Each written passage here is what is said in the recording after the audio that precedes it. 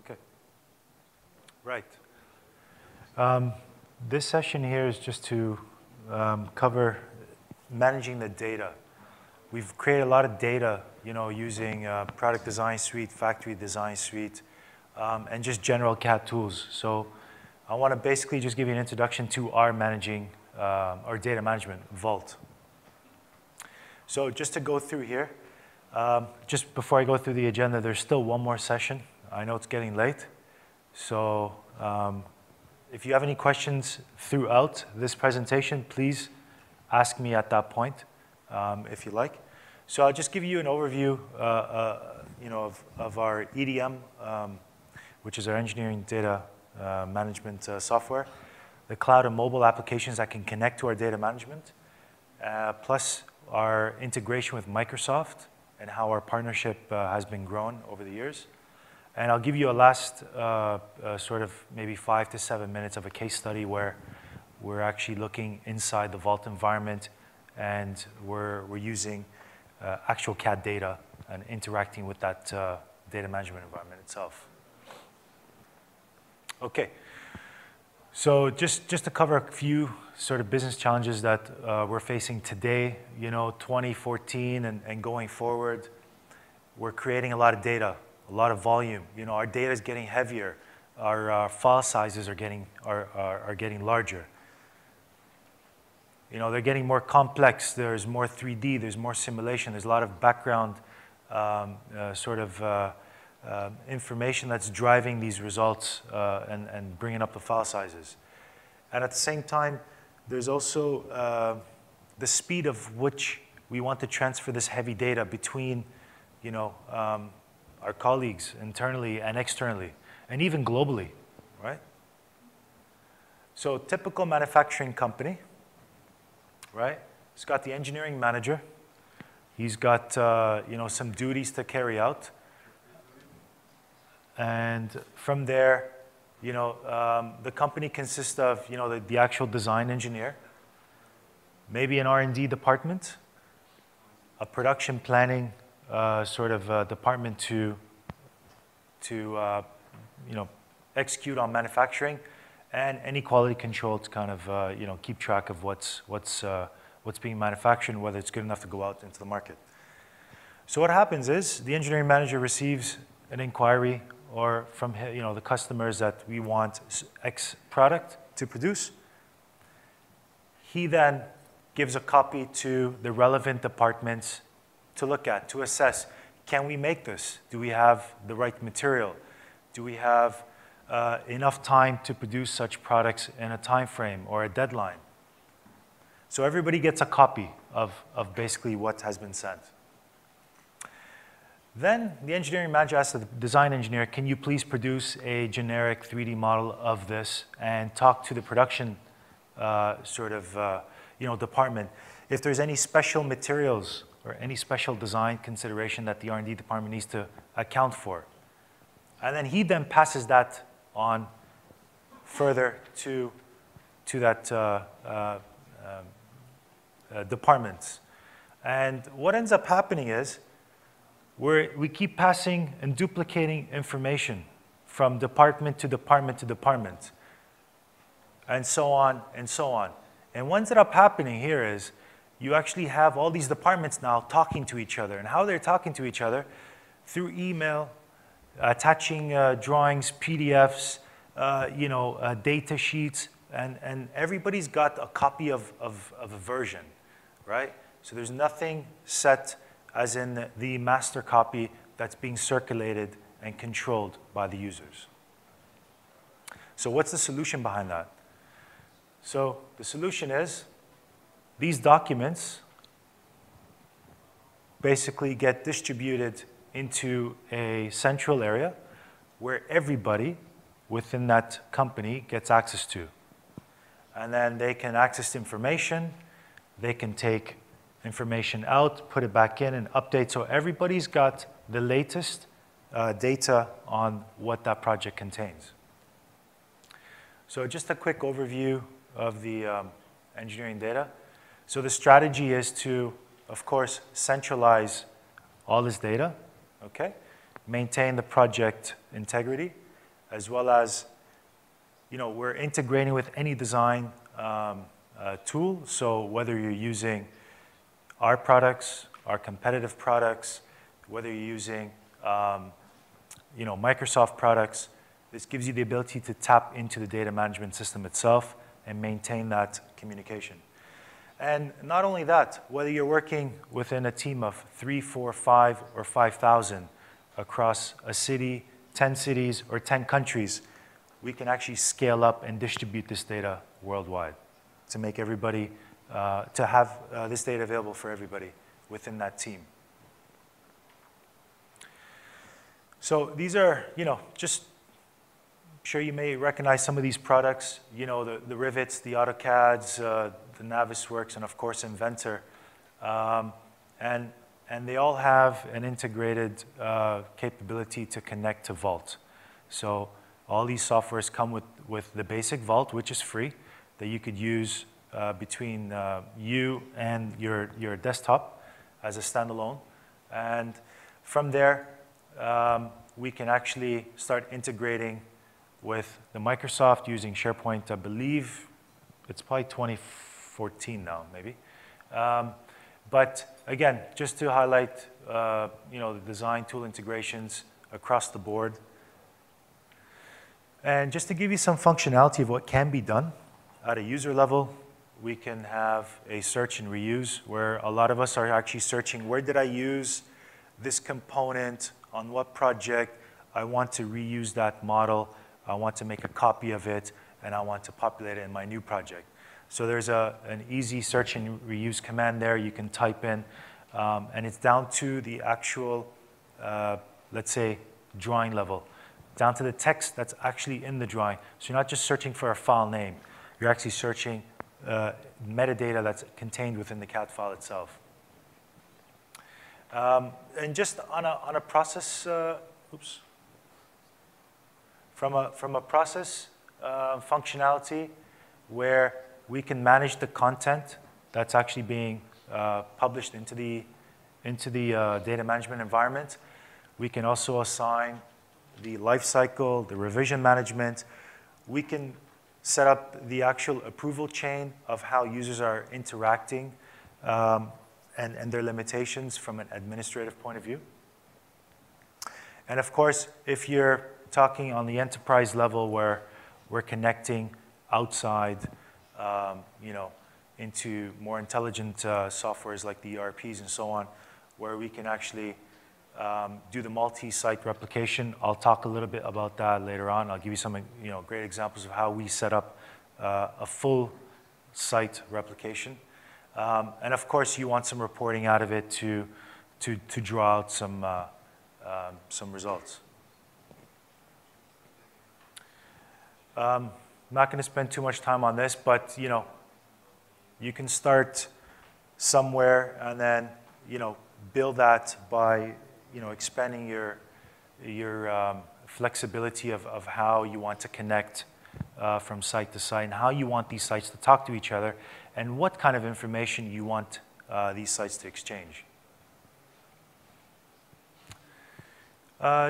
We also have the ability to connect within Vault using the cloud option, so mobile. Not traditionally on desktop, you can actually access some of this data that's being populated onto the Vault server through the cloud. So where you log in, you have a username and a password, you actually go into the environment and you're able to access data that is actually live and updated. Okay, integrating with Microsoft solutions. So I think everybody here uses, Outlook, Excel, and Word, and all the other sort of everyday software. So we are integrating with, obviously, what has been mentioned. Once you fire up, let's say, the Excel sort of environment, you'll actually have a tab that says Vault. So whereas if you are working on let's say a bill of material or a document within Excel, you can actually save that into the Vault. And then how do you actually do that is by logging in to the Vault Vault file, Vault console within the Excel, as in the user, as in a password, and that'll give you the ability to connect to those projects that are stored into the Vault environment. As well as, you know, the emails. So we're not just managing data, but there's emails that have the attachments, communication, maybe some important statements or conversations that you want to maintain as records or history. Instead of copying, pasting, or printing out as a PDF and saving it as a different file and storing it into Vault, you can just save the actual email itself, which would generate a link, which would open up the actual history of that subject. Has anyone heard of Buzzsaw? Yes? Yeah? No? One? So Buzzsaw is like an FTP site. So it runs onto the web, which allows which allows the company to connect to third party. So you can transmit data from Vault, put it up in the Buzzsaw to allow third party to download, view, comment, update, and upload, and so on. So without basically crossing into each other's firewalls between the companies. So the Buzzsaw integration here, we actually basically through the project sync. So what ends up happening is when you create a folder, so you have here a project, right? You can create multiple projects. So project A, and you want to talk to, you know, customer B. You populate the documents within that folder, and then from there, you would sync the settings. You would actually map, right, where these files are located within the Vault. So the only thing available for that third party to see is what's been populated in that project A, for example, for customer B. So it keeps things tight, and it only, you know, third party can only see what you put into that specific folder, and you can manage the administrative rights behind that folder as well. So there is another one that's called Web Client. Again, it's a web address, you log in, right? It's unlimited licenses, you know, no installation. As long as you got internet, you can access that. And you basically access the information that's actually sitting on the Vault, right? So if you've got access to certain folders, you'll see those certain folders. And this operates, you know, whether you're using Google, Safari, Internet Explorer, and so on. So very flexible, very lightweight, and you know, if you're an engineer that travels a lot between sites and so on, this is a great way to keep tabs of what the latest information is. Any questions so far? Okay, replication. So replication is a means of taking information from a location to another location. And there's different stages of that. And I'll cover that in a second here. So just to give you a little bit of terminology, what we use within the data management environment. So you have here the multiple server. This multiple server here actually has the application server, the database server, and the archive server, or the file store server. And then you have a multiple server that can just have the archive and the application, right? These are the clients that we would log on to our desktops and use.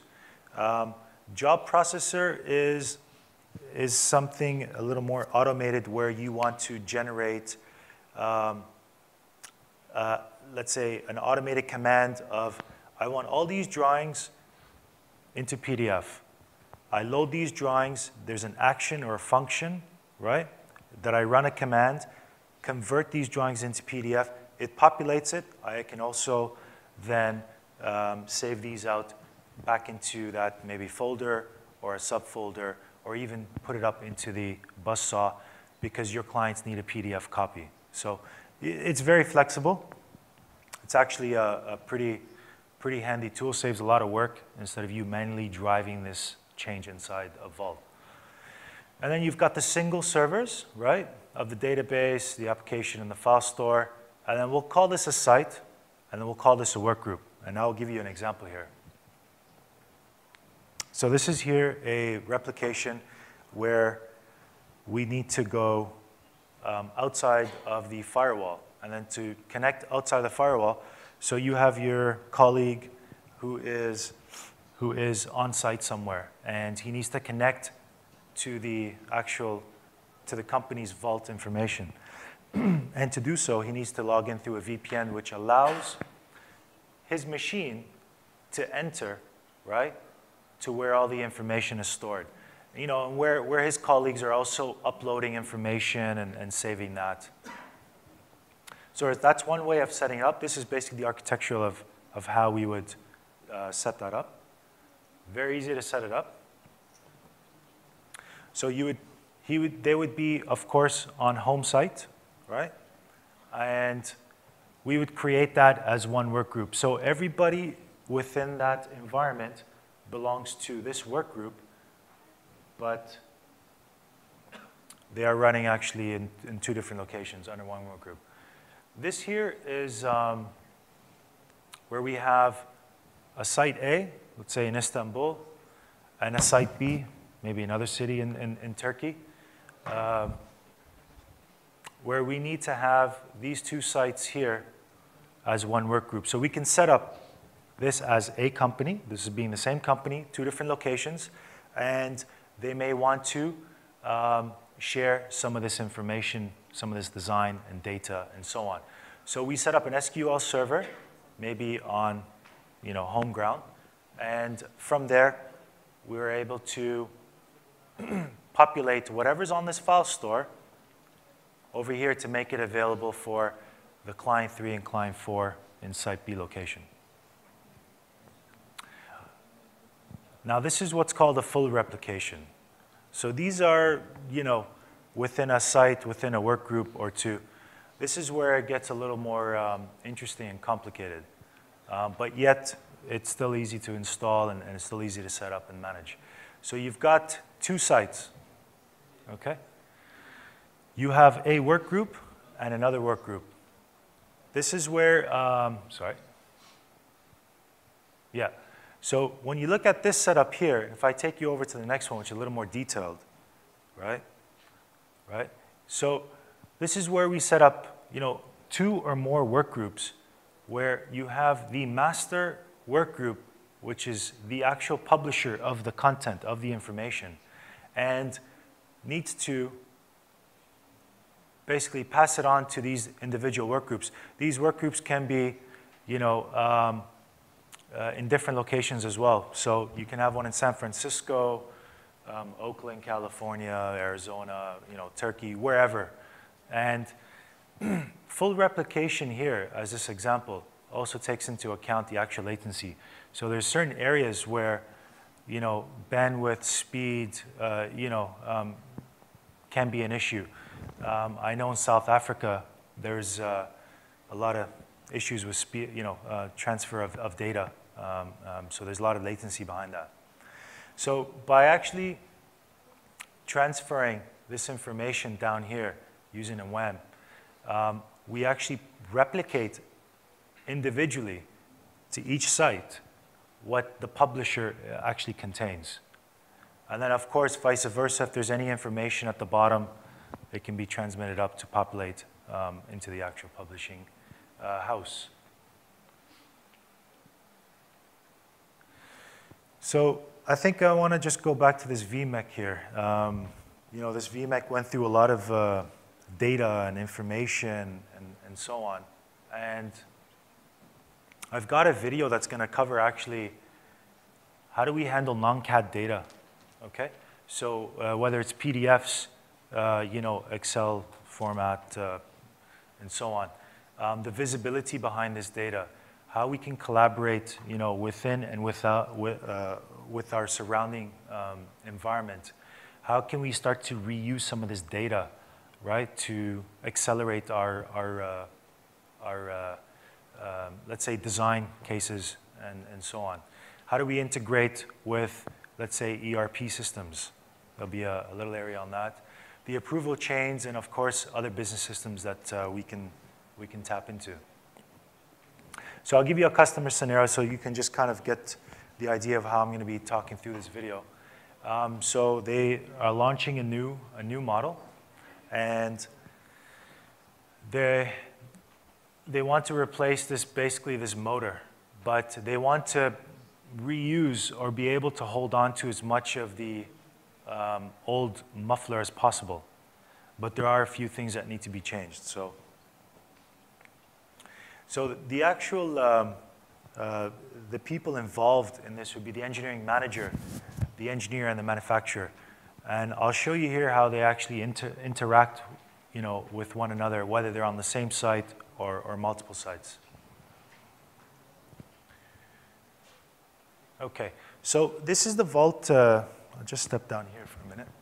This is the Vault environment. It looks very much like the Windows Explorer. You've got a list of all the projects, and I apologize for the quality of the video. You might not be able to see every single word on there, but I'll talk through as much as I can. So along here is the project, files. Within here, you've got any ECO, engineering change orders listed, and some other functionalities. So the engineering manager now, the engineering manager here needs to start some tasks. He wants to roll out some requests out to his engineers.